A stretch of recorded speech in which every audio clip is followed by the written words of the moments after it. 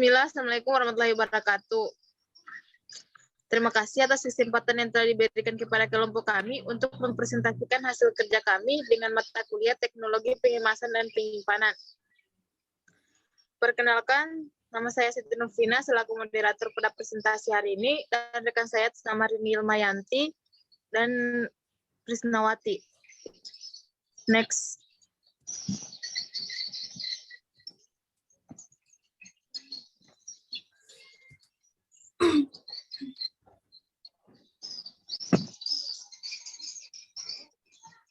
Baik, materi pertama yaitu pengertian kemasan.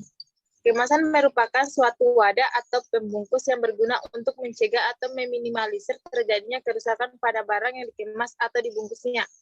Misalnya apabila suatu produk tidak memiliki kemasan, maka produk tersebut akan mudah rusak atau terkontaminasi oleh bakteri. Misalnya pada produk keripik pisang. Next.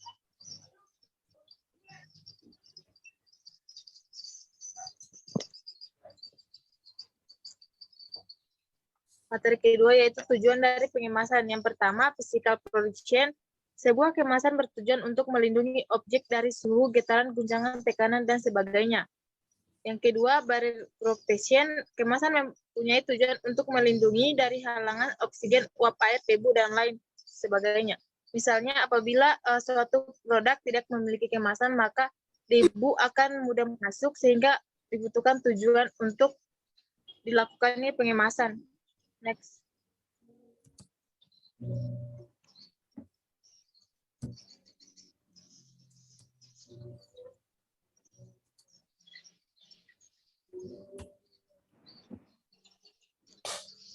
Yang ketiga yaitu fungsi pengemasan. Fungsi pertama yaitu sebagai sarana untuk mewadahi produk agar tidak tercecer selama proses distribusi dari produsen hingga konsumen, di mana agar produk tidak tercecer terutama pada produk cairan, pasta, dan butiran. Fungsi yang kedua yaitu untuk melindungi dan mengawetkan produk dan melindungi produk dari sinar ultraviolet, panas, kelembaban udara, oksigen, benturan, menurunkan mutu produk. Dari fungsi yang kedua, berguna sebagai agar produk yang sudah dikemas tidak mudah terkontaminasi dari kotoran dan mikroba yang dapat merusak dan mutu produk. Fungsi yang ketiga yaitu sebagai identitas atau label dari produk yang digunakan untuk membedakan produk yang dimiliki dengan produk lain. Misalnya pada produk kusuka dan sosis. Sudah pasti bisa dibedakan karena memiliki kemasan yang sangat berbeda dan memiliki pelabelan yang sangat berbeda pula. Fungsi yang ketiga untuk memudahkan perhitungan dalam pengiriman dan penyimpanan. Misalnya, memudahkan perhitungan pada satu kemasan itu misalnya berisi 10 atau 1 lusin atau gros sehingga memudahkan kita dalam proses pengiriman dan penyimpanan. Fungsi yang kelima yaitu untuk memperluas pemakaian dan pemasaran produk. Misalnya penjualan kecap dan sirup mengalami peningkatan sebagai akibat dari penggunaan kemasan botol plastik. Fungsi yang keenam yaitu untuk menambah citra produk dan daya tarik pembeli. Jika suatu produk diberikan kemasan, maka daya tarik konsumen akan lebih tertarik pada produk yang memiliki kemasan seperti kusuka pada keripik misalnya apabila hanya menggunakan kemasan plastik maka akan menimbulkan kurang ketertarikan konsumen terhadap produk itu, dan apabila menggunakan kemasan yang lebih menarik maka konsumen akan lebih tertarik pula pada produk tersebut. Selanjutnya akan dijelaskan oleh rekan saya, yaitu Risnawati. Kepadanya disilakan.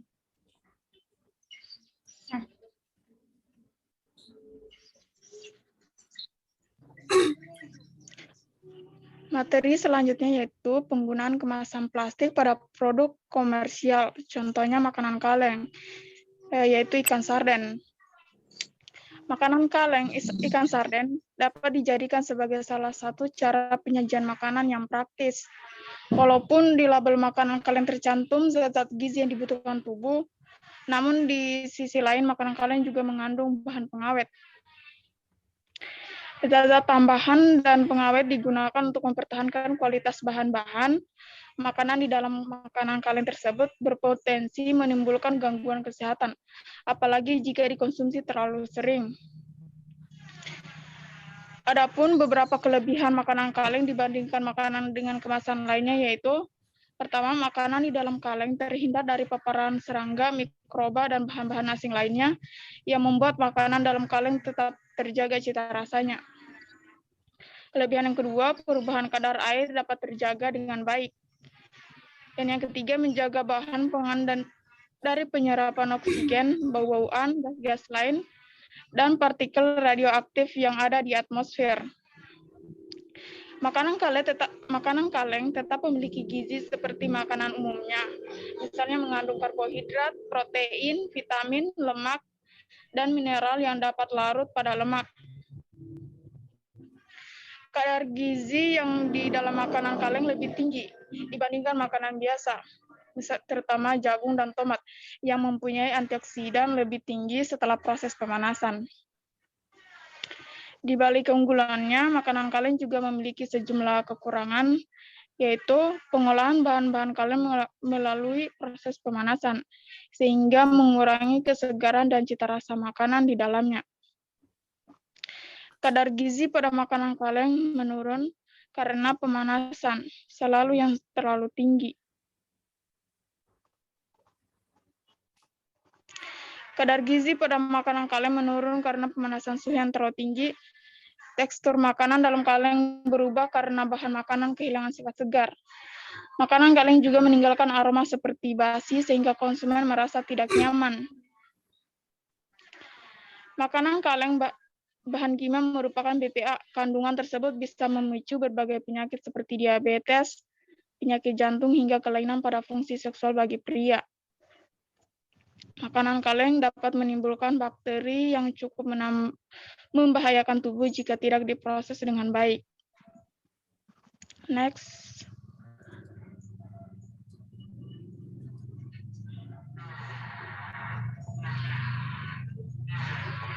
Produk selanjutnya yaitu Kusuka, makanan ringan.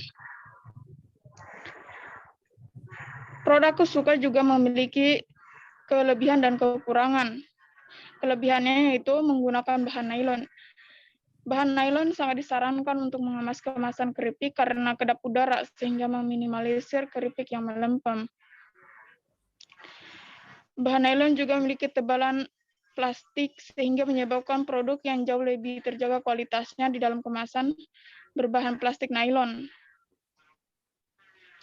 Sebuah kemasan plastik berbahan nilon yang digunakan pada produk keripik bisa meningkatkan daya simpan produk karena bisa dicetak full color dengan berbagai desain yang menunjang.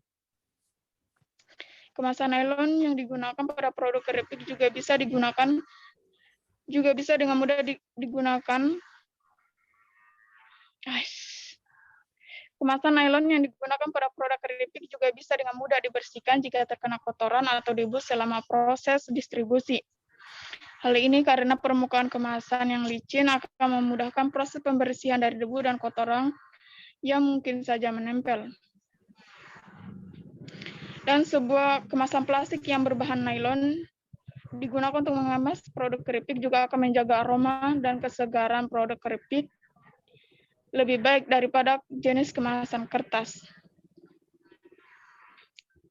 Adapun kekurangannya yaitu jika menggunakan kemasan kertas tidak bisa menahan minyak dari keripik, tidak memiliki desain yang menarik, tidak memiliki ISN, BPOM, dan logo halal, sehingga menyebabkan kurangnya ketertarikan konsumen terhadap produk tersebut. Selanjutnya akan saya serahkan kepada rekan saya. Terima kasih. Di sini saya akan melanjutkan materi dari teman saya mengenai produk komersial. Di sini saya akan membahas mengenai produk komersial selanjutnya, yaitu pada kemasan sosis, di mana pada kemasan sosis ini memiliki kelebihan dan kekurangan. Yang pertama, saya akan menjelaskan mengenai kelebihan pada kemasan sosis. Yang pertama itu kedap udara, di mana makanan akan lebih mudah basi dan kadaluarsa jika terlalu banyak udara di dalamnya. sebab mikroorganisme akan cepat berkembang dengan adanya oksigen di dalam kemasan, sehingga membuat produk sosis lebih tahan lama. Yang kedua itu lebih rapih, di mana pengemasan dengan menggunakan plastik vakum juga membuat makanan tampak lebih rapi dan praktis. Dengan demikian, meningkatkan nilai jual dari produk makanan itu sendiri. Dan yang ketiga, tidak ada toksin, sedangkan kekurangan dari kemasan sosis ada dua. Yang pertama itu kemasan sulit dibuka dan tidak tahan panas. Kemudian saran untuk kemasan sosis, di sini desain grafik pada kemasan perlu diperhatikan teknik grafik yang digunakan untuk menampilkan kata-kata dan gambar agar menciptakan kesan yang berbeda dan membantu konsumen memperoleh informasi lengkap produk. Desain grafik pada kemasan sosis dibuat semenarik dan sejelas mungkin untuk menarik perhatian konsumen.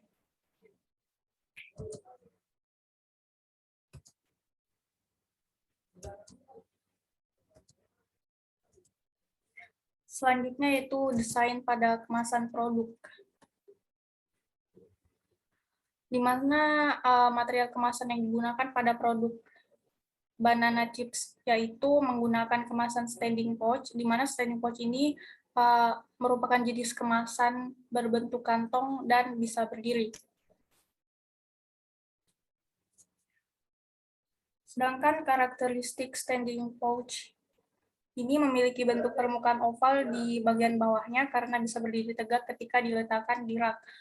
Maka konsumen dapat melihat nama produk, brand, dan keterangan yang tertera di dalam label kemasan. Model seperti ini juga paling banyak dilirik bagi pelaku usaha makanan karena terbilang sukses mencuri perhatian konsumen.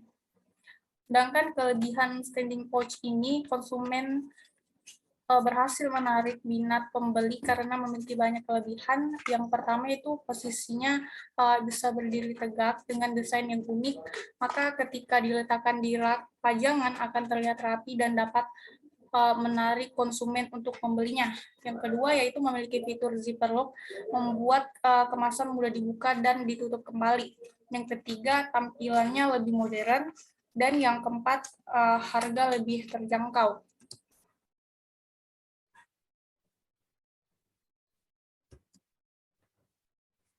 Selanjutnya yaitu pro dan kontra kemasan biodegradable, di mana di Indonesia ini plastik sebagai bahan pengemas mulai digunakan oleh beberapa industri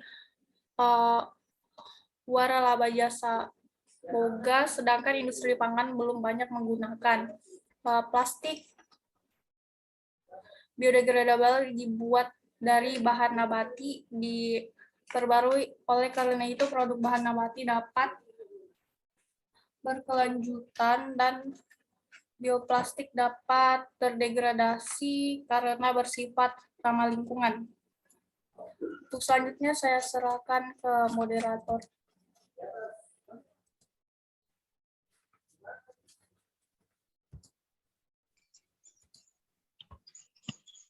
Baik, itulah presentasi kami pada hari ini. Lebih dan kurangnya mohon dimaafkan. Wabillahi taufiq wal hidayah. Wassalamualaikum warahmatullahi wabarakatuh.